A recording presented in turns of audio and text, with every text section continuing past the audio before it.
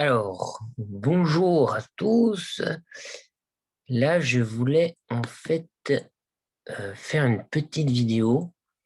Vu que je suis parti, hein, c'est vraiment cette idée de mixte forêt-jardin, thème permaculture, donc fondé sur l'observation.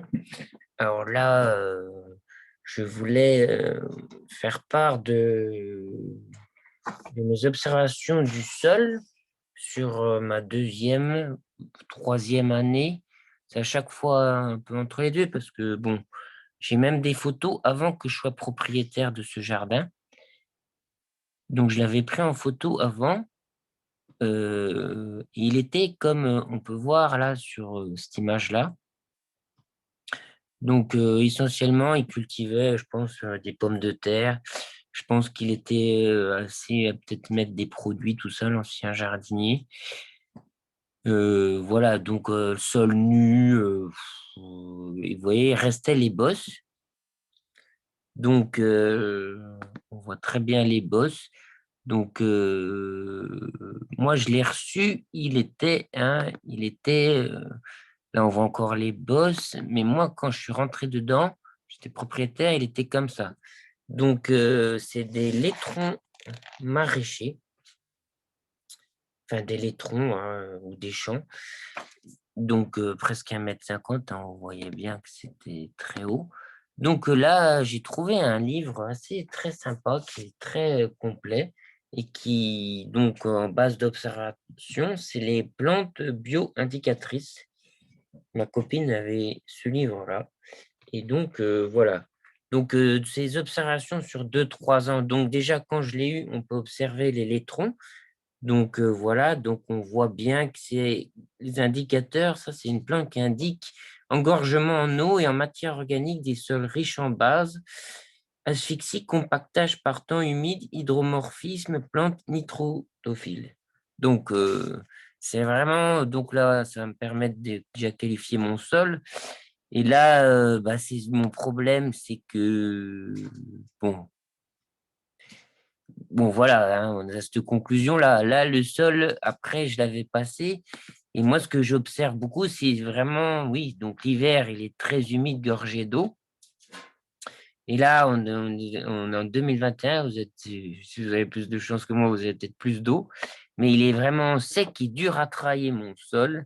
Il y a comme une croûte qui se forme en surface. Donc l'hiver, il est gorgé d'eau, donc ça asphyxie. Et là, j'ai une croûte, je pense que c'est la croûte de Battance, du coup. Donc moi, ça va être ma problématique du sol à améliorer ça. Donc en observation, donc on peut se baser sur cette observation visuelle et de terrain, plus cette plante indicatrice.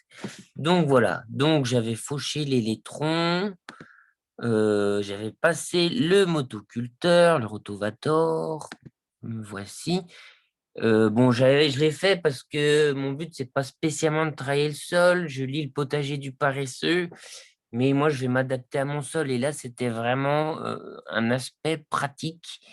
C'était pour pas me tordre les chevilles, tout simplement, en parcourant mon jardin, quoi. Voilà, donc j'ai passé vraiment ça. Donc le sol est resté, on voit, à nu après l'été. J'avais tenté de ressemer, en fait, la luzerne, tout ça, ça n'a pas trop pris. Donc, bah, c'était pas très beau, c'était ça des nus.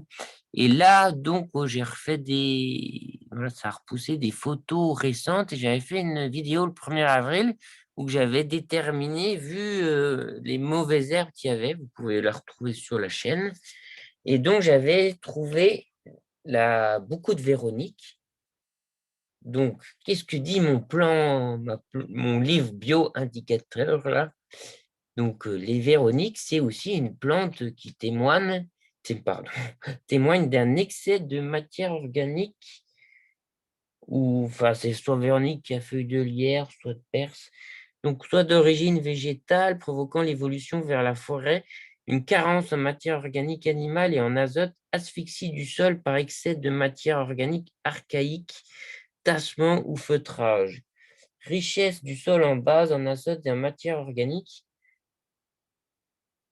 Ah, il y a quand même une sacrée différence donc entre la Véronique à feuilles de lierre et de perse au niveau de l'indication. Parce richesse du sol en base, en azote et en matière organique pour l'une, tandis que l'autre, excès, mais par contre, une carence en matière organique animale et en azote. Bon, bref, enfin voilà, c'est l'asphyxie du sol, quoi, hein.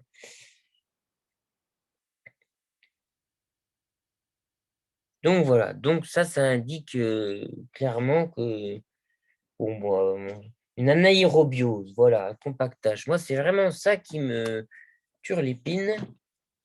Et j'avais aussi trouvé la cardamine et l'euphorbe. Alors, l'euphorbe. Et l'euphorbe, hein, ça rejoint aussi ça, hein.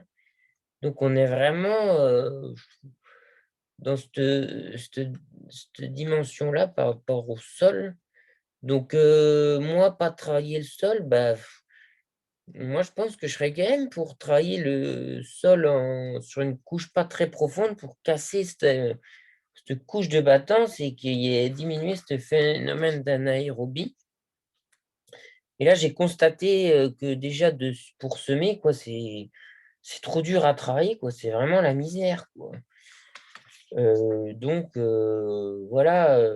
Bon, bien sûr, je mise aussi sur après.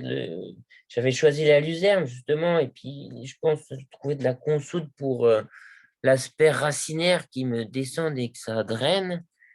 Voilà, je vais miser là-dessus, mais je pense que du coup, j'ai pas le choix quand même de travailler un peu mon sol pour pouvoir réussir mes semis de ces variétés-là. Donc bon, bah c'est pas grave. Je rentrerai quand même avec le tracteur.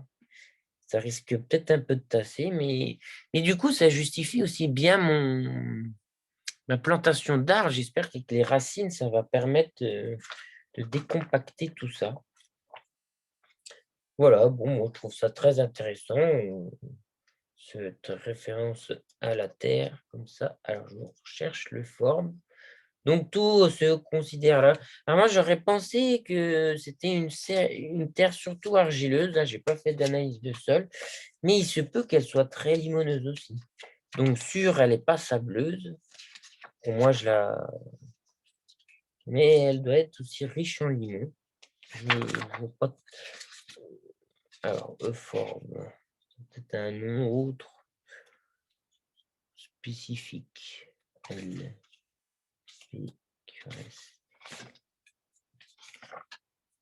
Euphorbia helioscopa ou Euphrasia officinalis. Sol mince et caillouteux de pH.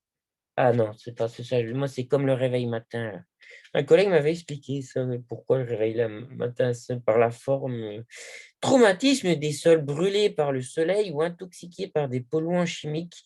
Érosion des sols laissés nus en été et en hiver. Donc là, c'est vrai que cet été, il a cramé un peu. J'espère que c'est plus ça que les polluants chimiques. Bon, il a été longtemps sans faire, mais on sait que les résidus. Moi, j'ai appris grâce à mon travail. J'avais passé le diplôme pour pouvoir appliquer des produits phyto. Et c'est vrai que ça reste longtemps quand même dans les sols, ces produits-là. Et là, ça fait quand même plus ouais, les molécules. Donc, j'espère qu'elle est quand même pas trop traitée.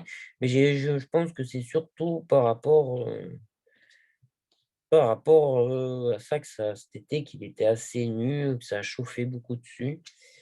Voilà, et puis qui était très gorgé d'eau. Enfin, voilà. Quoi que ça ne serait pas trop être lié. Non, c'est pas trop lié à l'eau, celui-là, je pense. Voilà. Donc, voilà. Donc, moi, j'ai vraiment, par l'observation, cette caractéristique du sol. Donc, c'est un sol, moi, je veux pas trop le travailler mécaniquement. Déjà, donc, mon problématique, moi, c'est le compactage.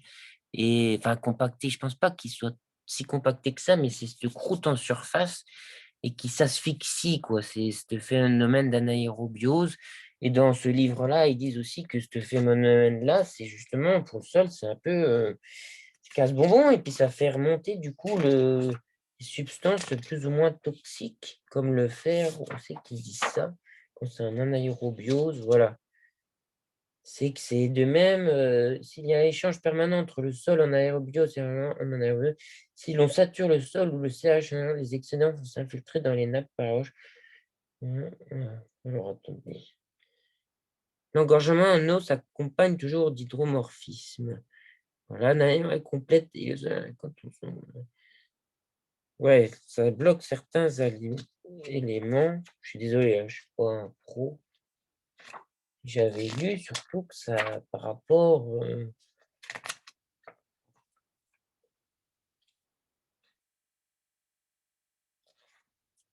enfin, ouais, que c'était dans des prairies asphyxiées.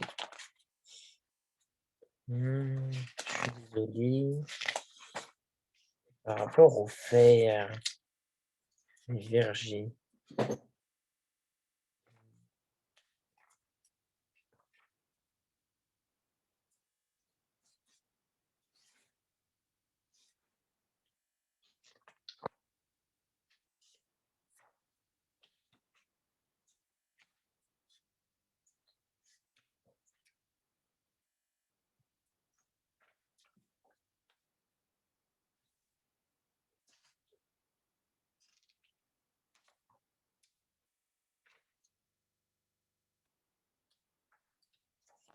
Bon, bah, je retrouve pas.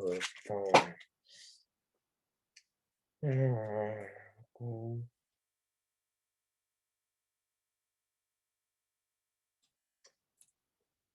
donc voilà, bon.